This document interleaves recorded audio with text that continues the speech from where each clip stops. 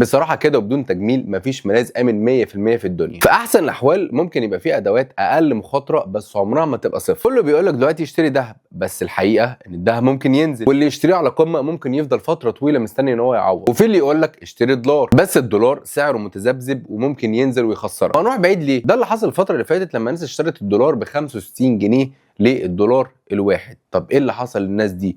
الناس دي من سنتين لحد دلوقتي مش عارفه تعوض. وكنت عرضت قبل كده في حلقه تقرير للاستاذ هشام عز العرب، كان بيقول فيه ايه بقى؟ بيقول لك ان هم رصدوا على التطبيق البنكي بتاع CIB ناس كتير من المصريين بيبيعوا الدولار للجنيه. طب بيعملوا ايه بقى بعد كده؟ وما قالش، بس ايه، الناس دي غالبا في اغلب الاحوال بتشتري ذهب. خلاص هدخل البورصه، خبر واحد بس عن حرب، توتر، قرار فايده ممكن يخلي الشاشه كلها تحمر، وطبعا المحفظه بتاعتك تنزل. في الحقيقه المره اللي لازم نواجهها، اي اصل مالي خلقه البشر معرض للانهيار، ومؤشره كمان ممكن ينزل لتحت. في الاقتصاد لما احنا بنخاف على قيمه فلوسنا ان هي تقل، بنعمل حاجه اسمها انفليشن هيدجنج او التحوط ضد التضخم. بالبلدي كده بنحاول ان احنا نستخبى في اصول تمتص الصدمه وتحافظ على عرق جبيننا من الحرامي الخفي اللي اسمه غلاء الاسعار. وزي ما قلت لك، كل ادوات التحوط الارضيه فيها نسبه مخاطره او ريسك، بس في نوع تاني من التحوط مش بتقيمه الشاشات ولا الاسعار، ده وعد رباني بالبركه. بما اننا قاعدين وبنتفرج على برنامج فنجان حسنات مع محمد العسال في رمضان، تعال اقول لك على اداه تحوط ربانيه بتشتغل بمنطق مختلف، وهو منطق البركه. النبي عليه الصلاه والسلام حط لنا قانون اقتصادي قاطع ما فيهوش احتمالات، وهو الحديث الشريف: ما نقص مال من صدقه. بالعقل كده بحسبه الاله الحاسبه، لو انت النهارده معاك 1000 جنيه وصرفت منهم 100 جنيه بقيمه الدنيا وبالرياضيات وبكل حاجه، انت بقى معاك دلوقتي في جيبك 900 جنيه. لكن في اقتصاد السماء الحسبه بتتحسب بطريقه تانية خالص، اسمها ببساطه البركه.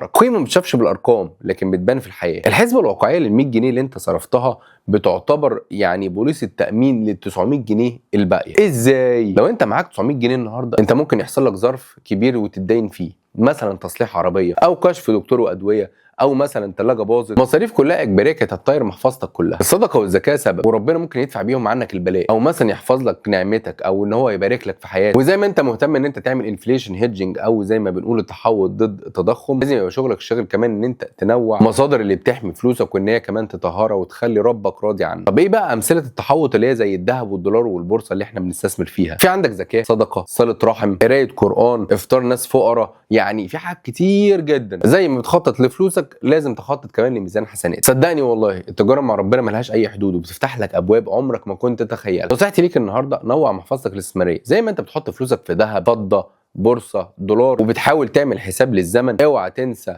ان انت تخصص نسبه ثابته من محفظتك في الملاذ الامن الرباني. الذهب فعلا ممكن يحفظ فلوسك في الدنيا، بس الزكاه والصدقه بتحفظ فلوسك في الدنيا والاخره، وفوائدها لا تعد ولا تحصى. يلا طلع صدقه النهارده بنيه التحوط وحفظ النعمه، ونام وانت مطمن ان فلوسك في خزنه ما بتتسرقش. استاذنك تعمل لايك للفيديو وتعمل شير لاصحابك وتشاركني الثواب دوت، لان والله العظيم انا هدفي من الفيديوهات دي ان هي تفكر الناس باستثمار الاخره. احنا عملنا فيديوهات كتير جدا جدا عن الاستثمارات في الدنيا وايه اللي جاي والكلام ده كله، بس هدف في رمضان ان احنا نفكر الناس باستثمارك في الدنيا والاخره. تجارتكم دايما كسبان، واشوفكم بكره في فنجان حسنات جديد. شكرا ليكم.